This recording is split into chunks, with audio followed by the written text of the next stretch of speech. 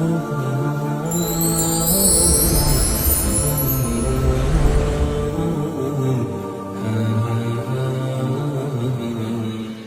اللہ الرحمن الرحیم۔ عربی کا معلم حصہ اول ہے، سبق نمبر 7 ہم نے پڑھ لیا تھا، مرکب اضافی۔ اس کی ایکسرسائز ہم پڑھ رہے ہیں۔ پہلے پارٹ کے اندر ہم نے کچھ سوالات کے جوابات پڑھ لیے ہیں۔ آج اسی کے دوسرے پارٹ میں ہم کچھ سوالات کے مزید جوابات پڑھیں گے۔ دیکھیں، یہ کچھ جملے ہیں جن کا آپ نے اردو سے عربی کے اندر ترجمہ کرنا ہے۔ جیسے کہ میں نے آپ کو پہلے بتایا تھا کہ کا کی کے ہو یا راری رے ہو تو یہ مضاف مضاف الیہ کی پہچان ہوتی ہے۔ جیسے کہ آپ دیکھ رہے ہیں نا، بکری کا دودھ، گائے کا سر، ماں کی، کا کی، تو یہ سارے جملے بتا رہے ہیں کہ مضاف مضاف الیہ ہے۔ تو اردو میں آپ مضاف الیہ کا ترجمہ پہلے کرتے ہیں اور عربی میں آپ مضاف پہلے لے کر آتے ہیں۔ جیسے یہاں پہ ہے نا، بکری کا دودھ، جب آپ اس کو عربی بنائیں گے تو آپ یہاں پہ دودھ کو پہلے کریں گے۔ مثال کے طور پہ یہ بنے گا لبن الشاتی، اس طریقے سے۔ آگے دیکھیں دوسرا لفظ، گائے کا سر، سر کو کہتے ہیں راس، رأس البقراتی، گائے کا سر۔ آگے دیکھیں اطاعت الوالدتی، فرما برداری کو کہتے ہیں نا اطاعت، اطاعت کو آپ پہلے لیں۔ اطاعت الامی، یا پھر آپ کہیں اطاعت الوالدتی، دونوں یہ درست ہیں۔ آگے دیکھیں چوتھے نمبر پر ہے زید کا مال، یہ ہوگا مالو زیدن۔ آگے ہاتھی کو عربی میں فیل کہتے ہیں اور کان کو اذن، اذن کو پہلے کریں آپ، اذن فیلن۔ چھٹے نمبر پر ہے چاند کی روشنی، روشنی کو نور بھی کہتے ہیں اور ضوء بھی کہتے ہیں۔ جیسے آپ اس کو کریں گے ضوء قمرن، ضوء قمرن کہہ دیں یا نور قمرن کہہ دیں۔ آگے گھر میں، یہ جو میں حرف جر ہے اس کے لیے عربی میں استعمال ہوتا ہے فی الداری یا پھر فی البیتی، اور بازار کو عربی میں کہتے ہیں سوق، اور تک یہ ہوتا ہے الا کا معنی ہوتا ہے حرف جر کا، الس سوقی۔ آگے دیکھیں کے واسطے یا کے لیے یا لیے، اس کے لیے لام حرف جر استعمال ہوتا ہے، للہ وللرسول، اللہ اور اس کے رسول کے واسطے، اس کے تو نہیں ہے خیر، اللہ اور رسول کے واسطے۔ اگر اس ہوتا نا تو پھر آگے ضمیر بھی آپ کو لگانی پڑے گی۔ آگے دیکھیں سر اور آنکھوں پر، اب پر کے لیے اللہ حرف جر استعمال ہوتا ہے، علی الرأس والعین۔ اس کے بعد آپ آگے لفظ دیکھیں، لڑکے کا نام حامد ہے، لڑکے کا نام، یہ دیکھیں مضاف مضاف الیہ، اسم الولدی حامد، وہ گھر جا رہے ہیں، ہم وہ کے لیے آئے گا نا کیونکہ جمع ہے، یہ ہیں کا لفظ بتا رہا ہے کہ جمع ہے تو اس لیے ہم ضمیر لے کر آئیں گے، ہم ذاہبون الی الدار۔ آگے دیکھیں ہم مسجد میں بیٹھے ہوئے ہیں، نحن جالسون فی المسجد، مسجد میں کیا ہوگا نا فی المسجد، اور بیٹھنا یہ ہوتا ہے جالس، اور چونکہ جمع کے متعلق بات ہو رہی ہے اس لیے ہم شروع میں نحن بھی لے آئے ہیں۔ اگلا جملہ دیکھیں، بکری کا دودھ لڑکی کے واسطے، بکری کا دودھ یہ مضاف مضاف الیہ، لبن الشاتی، اور کے واسطے اس کے لیے لام حرف جر استعمال ہوتا ہے، للبنتی، رسول کی فرما برداری میں اللہ کی فرما برداری ہے۔ تو دیکھیں یہاں پہ دو مضاف مضاف الیہ، ایک یہ بھی مضاف مضاف الیہ کیونکہ کاکی کے آ گیا نا، اور یہاں پر یہ بھی مضاف مضاف الیہ، تو اس لیے آپ نے پہلے، چونکہ عربی میں مضاف پہلے آتا ہے اور اردو میں مضاف الیہ پہلے آتا ہے، تو آپ یہاں سے ترجمہ کریں گے، اطاعت اللہ فی اطاعت الرسول صلی اللہ علیہ وسلم، یعنی اللہ کی فرما برداری رسول کی فرما برداری میں ہے۔ آگے دیکھیں عائشہ بنت ابی بکر محمد رسول صلی اللہ علیہ وسلم کی بیوی ہیں، عائشہ تو بنت ابی بکر، عائشہ جو ابو بکر کی بیٹی ہیں رضی اللہ عنہ، محمد رسول خدا کی بیوی ہیں، ہیا زوجۃ محمد صلی اللہ علیہ وسلم رسول اللہ۔ اس کے بعد اب اگلا جملہ دیکھیں، وہ امیر کا لڑکا ہے، وہ کے لیے آئے گا ہوا امیر کا لڑکا، یہ مضاف مضاف الیہ، ہوا ولد الامیری۔ آگے دیکھیں ظالم بادشاہ پر اللہ کا غضب ہے، اللہ کا غضب یہ مضاف مضاف الیہ، اس کو آپ کریں غضب اللہ، اب یہ پر کے لیے آئے گا علی، بادشاہ کہتے ہیں ملک، علی الملک ظالم، ظالم بادشاہ نے موصوف صفت ہے تو اللہ کا غضب ظالم بادشاہ پر ہے۔ آگے دیکھیں جاہل عالم کے جیسا نہیں ہے، لیس الجاہل کل عالم، کیونکہ جیسا جو ہے نا یہ جیسے کہ میں نے آپ کو پہلے بتایا تھا مانند اور جیسا، یہ کاف حرف جر اس کے لیے استعمال ہوتا ہے۔ اس کے بعد آپ آگے دیکھیں خوشبو لڑکے کے لیے نہیں ہے، لیس الطیب، طیب کہتے ہیں نا خوشبو کو، لڑکے کے لیے، اب لیل والا دیا جائے گا لام حرف جر۔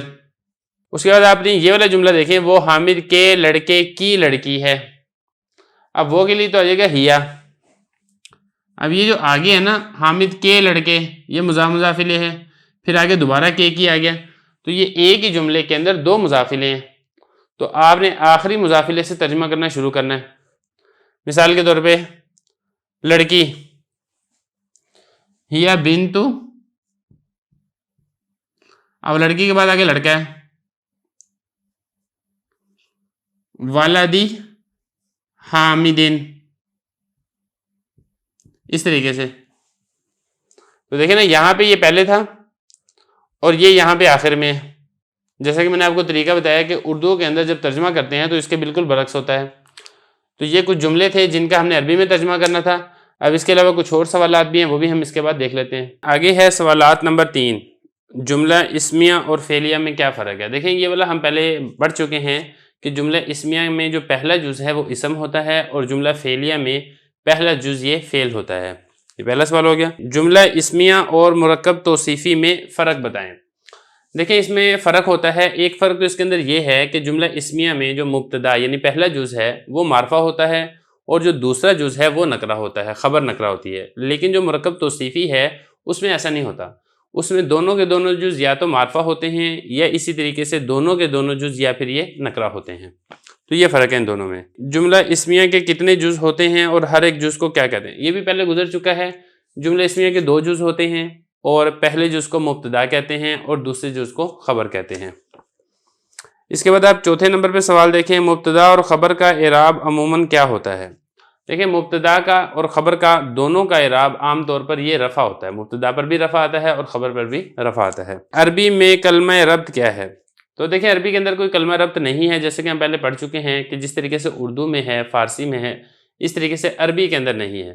تو عربی میں ربط کو معلوم کرنے کے لیے آپ کو جملے سے ہی معلوم کرنا پڑتا ہے، کوئی الگ سے کوئی لفظ نہیں ہے جو ربط پر دلالت کرتا ہو۔ اس کے بعد آپ آگے دیکھیں مبتدا اور خبر میں مطابقت کتنی باتوں میں ہونی چاہیے؟ دیکھیں یہ بھی پہلے پیچھے گزر چکا ہے کہ مبتدا اور خبر ان میں ایک تو مطابقت ہوتی ہے واحد تثنیہ جمع میں، اگر مبتدا واحد ہے تو خبر بھی واحد ہوگی، مبتدا تثنیہ ہے تو خبر بھی تثنیہ ہوگی، مبتدا جمع ہے تو خبر بھی جمع ہوگی۔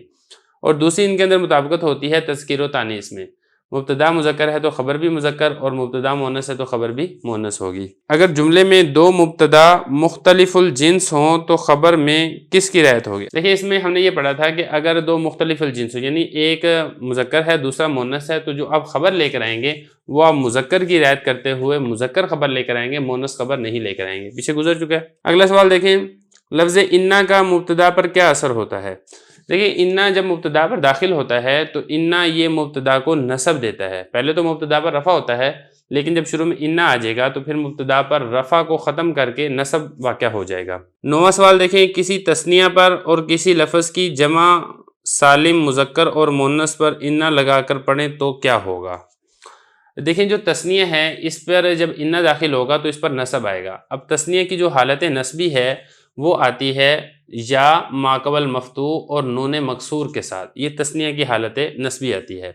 اور اسی طریقے سے اگر ہم بات کریں جمع سالم مذکر کی تو جمع مذکر سالم کی جو حالت نصبی ہے وہ یا ما قبل مکسور اور آخر میں نون مفتوح، یعنی یا ساکن ہوتی ہے، اس سے پہلے والا جو حرف ہے اس کے اوپر کسرہ ہوتا ہے اور آخر میں نون پر فتح ہوتا ہے، جیسے ان المسلمین۔ اور اگر ہم بات کریں جمع مؤنث سالم کی، اس پر اگر آپ انا لگا کر پڑھیں گے تو آپ نے اس کے آخر میں تا اور تا کے اوپر آپ نے کسرہ لگانا ہے، جیسے ان المسلماتی، اور تا سے پہلے کیا ہوگا؟ وہ الف ہوگا. تو یہ اس طریقے سے آپ نے اس کا اعراب لگانا ہے. آگے 10واں سوال ہے، جملہ اسمیہ میں نفی کے معنی کیوں کر اور استفہام کے معنی کیوں کر پیدا ہو سکتے ہیں؟ دیکھیں جملہ اسمیہ میں اگر آپ نے نفی کا معنی پیدا کرنا ہے تو اس کے لیے دو طریقے ہیں، جیسا کہ پہلے پیچھے گزرا ہے. ایک یہ ہے کہ آپ اس میں شروع میں میم الف ما لگا دیں، یا پھر آپ اس کے شروع میں لیسا لگا دیں. اس طریقے سے جملہ اسمیہ میں نفی کا معنی پیدا ہو جائے گا. اور اسی طریقے سے استفہام یعنی سوال کا معنی اگر آپ نے پیدا کرنا ہے تو آپ اس کے شروع میں حل لگا سکتے ہیں، یا آپ اس کے شروع میں حمزہ استفہام لگا سکتے ہیں. اگلا سوال ہے، ضمائر مرفوعہ منفصلہ کی گردان کریں. دیکھیں یہ کل 14 صیغے ہیں. اس میں واحد مذکر غائب کے لیے ہوا، تثنیہ مذکر غائب کے لیے ہما، جمع مذکر غائب کے لیے ہم، واحد مؤنث غائب کے لیے ہیا، تثنیہ مؤنث غائب کے لیے ہما، جمع مؤنث غائب کے لیے ہنہ، واحد مذکر مخاطب کے لیے انتا، تثنیہ مذکر مخاطب کے لیے انتما، جمع مذکر مخاطب کے لیے انتم، واحد مؤنث مخاطب کے لیے انتی، تثنیہ مؤنث مخاطب کے لیے انتما، اور جمع مؤنث مخاطب کے لیے انتنا، اور واحد متکلم کے لیے انا، اور جمع متکلم کے لیے نحنو. یہ کل 14 ضمیریں ہیں جو کہ مرفوع منفصل کی ضمیریں ہیں. اس کے بعد اب آگے 12واں سوال ہے کہ ضمیر کی گردان میں کون کون سے صیغے باہم مشابہ ہیں.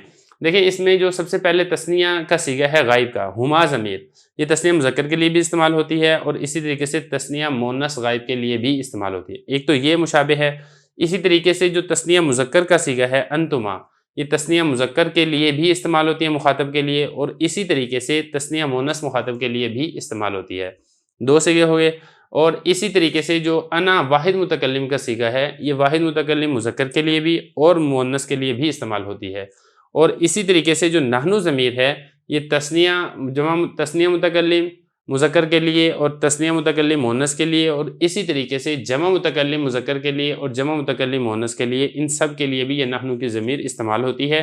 تو یہ کچھ ضمیریں ہیں جو ایک سے زیادہ معنی کے لیے استعمال ہوتی ہیں. اگلا سوال ہے، انا کا تلفظ کس طریقے سے کریں گے؟ دیکھیں انا میں آپ جب اس کو لکھیں گے تو نون الف نہ لکھیں گے، انا لکھیں گے، لیکن جب آپ پڑھیں گے تو نون کے بعد والا جو الف ہے وہ آپ نہیں پڑھیں گے، اور آپ اس کو پڑھیں گے انا. مختلف قسم کے 10 جملہ اسمیہ بنائیں. تو یہ جملہ اسمیہ آپ بنا سکتے ہیں. پیچھے بہت ساری مثالیں گزری ہیں، جیسے کہ الرجل صادقون، الرجلان صادقان، الرجال صادقون، المرأۃ صادقۃ. اور اسی طریقے سے جو ہم نے عربی سے اردو میں ترجمہ کیا تھا اس میں ساری جملہ اسمیہ کی بہت سی مثالیں ہیں. اردو سے جب ہم نے عربی میں ترجمہ کیا تھا اس میں جملہ اسمیہ کی بہت ساری مثالیں ہیں، جیسے ہم ذاہبون الی البیت، نحن جالسون فی المسجد، عائشہ بنت ابی بکر ہی زوجۃ محمد صلی اللہ علیہ وسلم ہوا ولد الامیر، وغیرہ ذالکہ. بہت ساری مثالیں ہیں جو ہم پیچھے سبق میں پڑھ چکے ہیں. اگلا سوال ہے، مرکب اضافی اور اضافت کی تعریف کریں. دیکھیں مرکب اضافی میں 2 اسم ہوتے ہیں اور ایک اسم کی نسبت ہوتی ہے دوسرے اسم کی طرف، اور یہ جو نسبت ہے اسی کو اضافت کہتے ہیں. اس کے بعد اگلا 16واں سوال ہے، مضاف پر کیا داخل نہیں ہوتا. تو دیکھیں مضاف پر ایک تو الف لام داخل نہیں ہوتا، اور دوسرا مضاف پر تنوین داخل نہیں ہوتی ہے. 17 نمبر سوال ہے، مضاف الیہ کے آخر میں کیا اعراب ہوتا ہے. تو مضاف الیہ کے آخر میں جر آتی ہے، یعنی کسرہ آتا ہے. اور 18واں سوال ہے، حرف جارہ کا اسم پر کیا اثر ہوتا ہے. تو حرف جارہ یہ بھی اسم کے آخر میں جر کو داخل کرتے ہیں. تو بہرحال یہ 7ویں سبق کے کچھ سوالات ہیں جن کو میں نے آپ کو دہرانا یہاں پہ مناسب سمجھا ہے. اب اس کے بعد ہم انشاءاللہ 8ویں سبق کو شروع کریں گے.